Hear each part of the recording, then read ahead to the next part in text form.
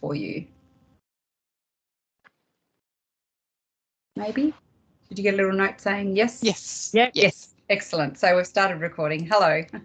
For those of you that aren't that are watching this, my name's Bridget. I'm from Cota, Tasmania. We might get a few more people coming in, but I was just saying that this is just an opportunity, I guess, to build on some of the work I've already done with the courses at TAFE around some ageism awareness workshops and pretty informal workshops with students. And we've done some face-to-face and some have hooked in online. I'm based in Ulverston. I do travel down to the Hobart office.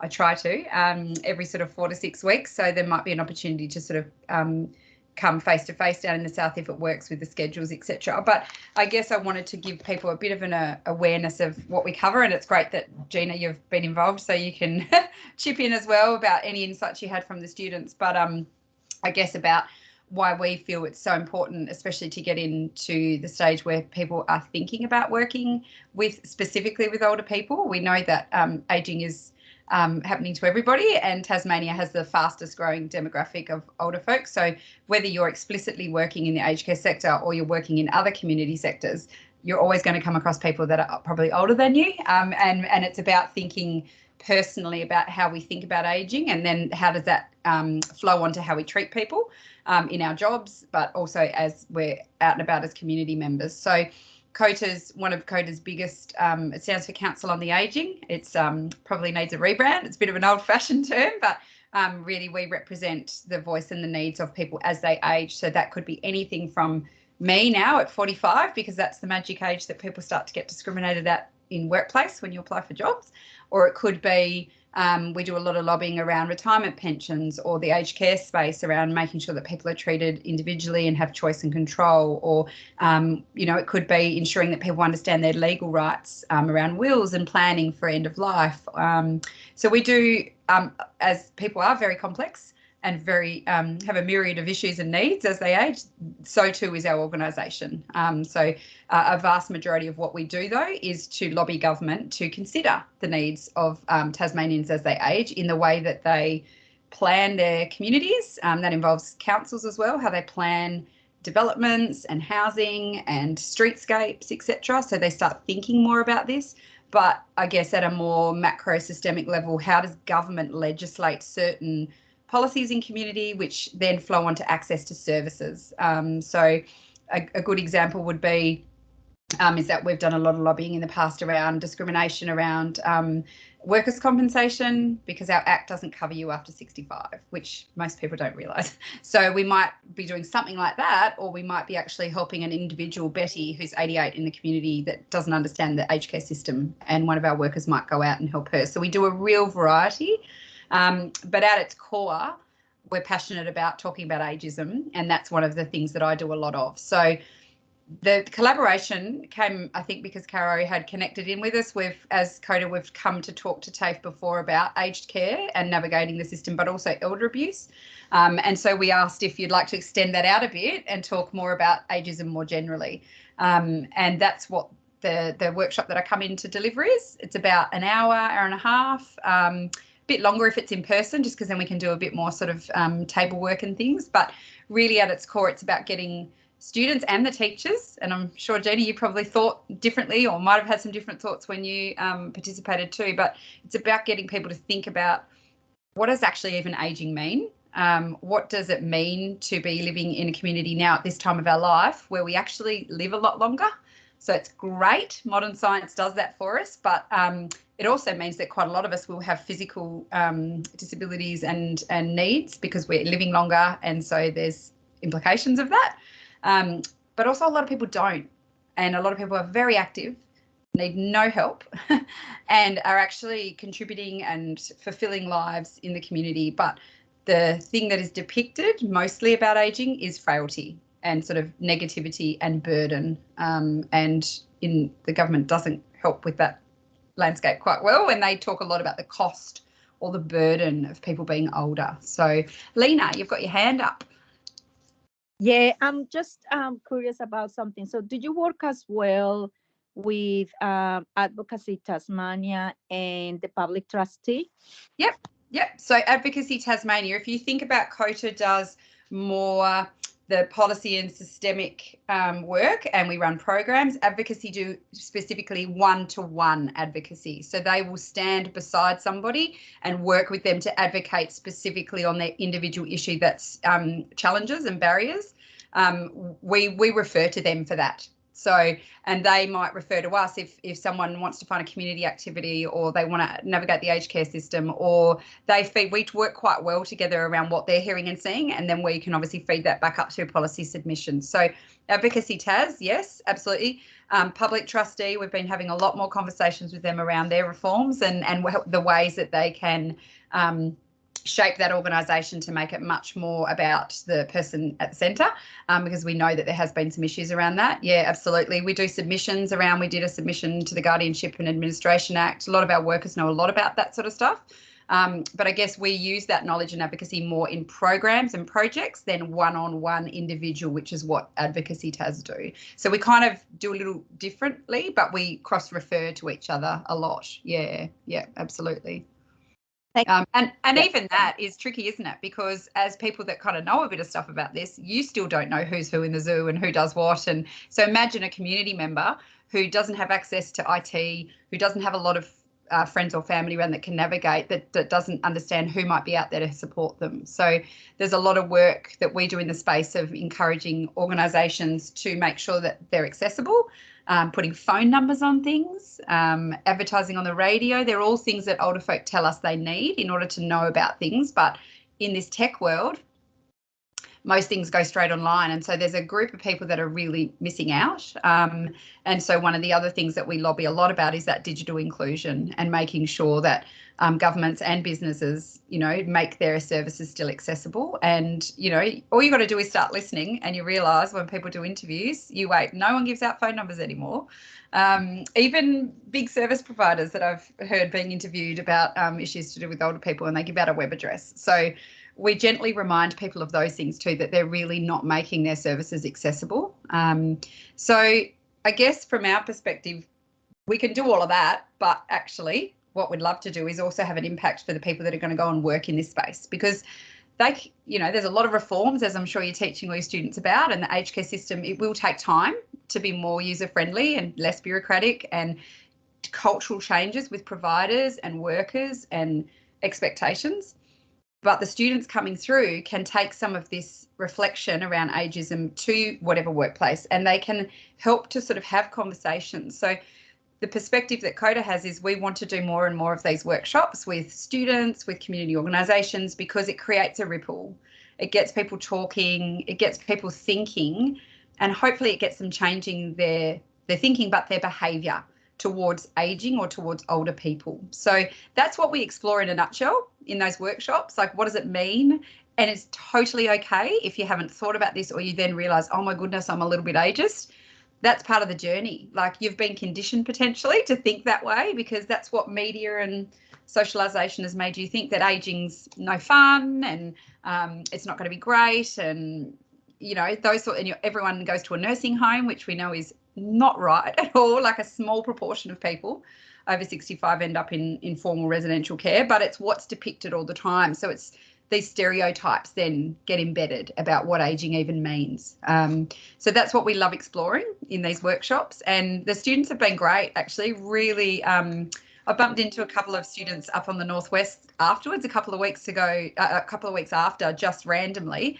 And one of them said to me, I bumped into him at the uni campus, and he just said, we've talked so much about what you talked about. Like, we just hadn't really thought about it that way. And that makes me happy, because we don't have these conversations, do we? We don't really ever have these conversations. Oh, Gina, you're on mute. Yeah, when you were Zooming, and afterwards the class said, I had no idea that this was a problem for elderly people. It was actually a huge eye-opener. Yeah. And I think you did an activity on ageism, or are you ageist? Yes. Yes. And that was wonderful. Yeah. And so what we'd love to do going forward is to get some more funding so that we could do this, but we could actually have some lived experience in the room when I present. So it's one thing for me to educate based on what I know about the research, the policy, your statistics, but having an older person come in and say, hey, this is what it's like when I go to the shops. Actually, I get treated like I'm invisible, or I can't get into shops because of my walking frame, or my daughter thinks I shouldn't go out and do stuff, so she started doing everything for me and I've lost all my ability. You know, we'd love that, but that's a really hard thing to do, and you've got to do it well. It can't be just sort of lip service, but that's definitely an aim that we would have, is that we would love to have some older people come and help co-design some workshops where they come and help deliver to community their experiences of what it is like sometimes, and their positive experiences too. So not just always about the challenges, but also what is it like? I mean, I've got this grand vision to do a film segment with younger and older folk, and it's called, instead of You Can't Ask That, like the TV show on the ABC, it's called You Can Ask That. And so younger teenagers and older people sit together and they go, you can ask that. And they ask the stereotype questions. So, older people don't know how to use a computer. And do you know how to use a computer, Bob? Or, you know, and they might say to the younger person, oh, you don't know a hard day's work in your life. How are you committed? You know, and they just sit there and banter and actually sort of diffuse some of those stereotypes. So something like that would be awesome. Yeah, yeah. And we could do that with potentially even uni students or TAFE students or schools, or, you know, because I think the more conversations that we have, like you said, it gets people thinking. And most people don't quite realise when we talk to them about the health and the psychological effects of ageism, they haven't thought about it from that perspective. That, you know, actually you might not recover from illness as well. You might have higher rates of socialisation and depression because of the way you're treated. And when you break it down, it makes sense, doesn't it? Like, if you're not treated the same, then it has an impact on you, and it has impact on what you can access. It has an impact on the way you're treated, which potentially then has an impact physically on you, like lots of other sort of isms, I guess. Yeah. So what I understand from your course is that you're obviously all across the state. Like I said, I've done some online, some face-to-face. And I guess I would love to think, how could we have a bit more of a planned approach, because it's only me and I only work part-time. So having all of you say, yes, can you come here? Can you come there? I wonder if there's any way, do any of your courses run at the same time? Like, do you all start and end at the same time, so that we could do maybe some hookups like we did with you, Gina, and some that are more face-to-face, but have a bit more of a planned approach, so that we could, what I would love is that it's not dependent on me, because I'm passionate, that actually Cota and TAFE have some sort of arrangement that we are always considered a part of your curriculum, and that we come in to do these. And that could be a mix of the interactive, but it could also be we could shoot some little short videos about what is it even, or what does it mean, or what's an example, or, you know, I've done that with TAS as well, where they've actually pre-recorded lectures with me. So there could be some things we could do around that as well. That's a great option. That we're from the south, Lena and I, so we haven't got the statewide representation here today. And I'm not involved at the moment with the Cert 3 aged care, but I am with the Cert 2 out at Clarence Plains. So I would love a face-to-face session, actually. That would be great.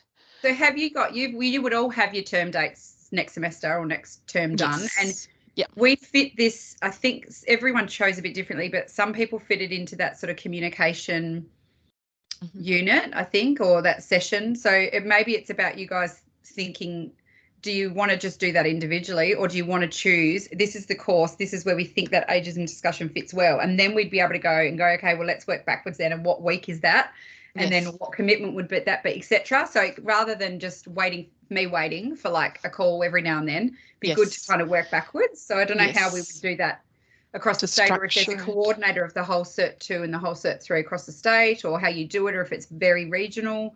Might need to leave that with you guys to have a bit of a think. Yes. Lena, I don't know, but I guess the timetable has been created for Cert 3 already, hasn't it? I haven't seen it, but...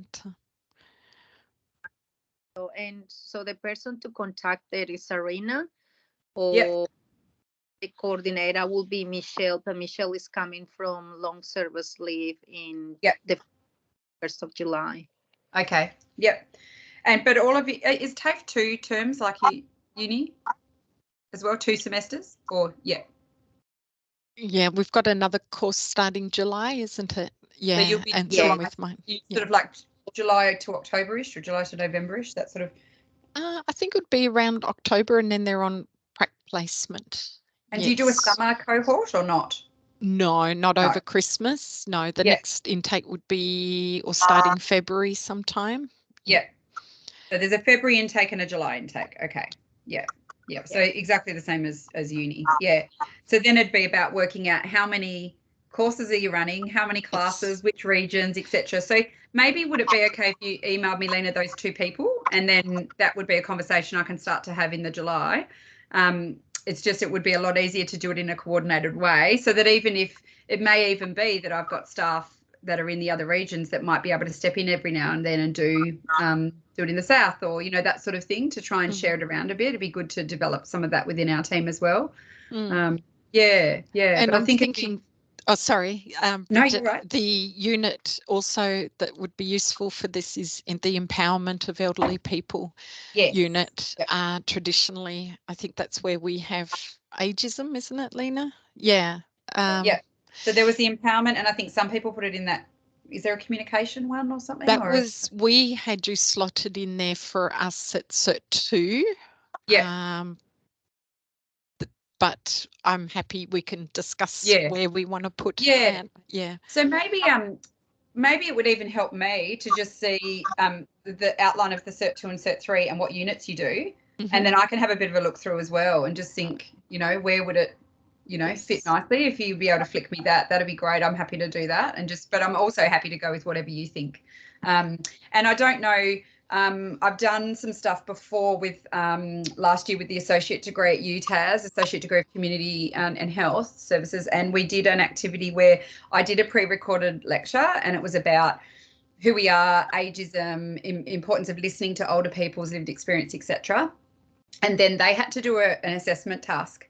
So that's another thing if you ever want to build in an assessment task. So they had to watch that, do a bit of investigation about some of the things I were talking, and then it was a reflective piece. So it was a reflection piece around what did they sort of hear, what did they understand. But they also assisted. There was about 40 of them in the class, I think, and at the time we were doing a big consultation across Tasmania, and so we built into it that part of their assessment was to go and do that survey around experiences of ageing with a person in the community over 40. So they did it, and then their reflective piece was around what did they learn from listening to an older person and listening to the challenges and the strengths that they have told me in the community about their ageing process. So that was a really, really good one. And we've still got those surveys. I mean, you can build some of those questions in, or, we could help devise a bit of an assessment task that is more of a reflection piece, because it gets them to think a bit more about, well, what have I heard?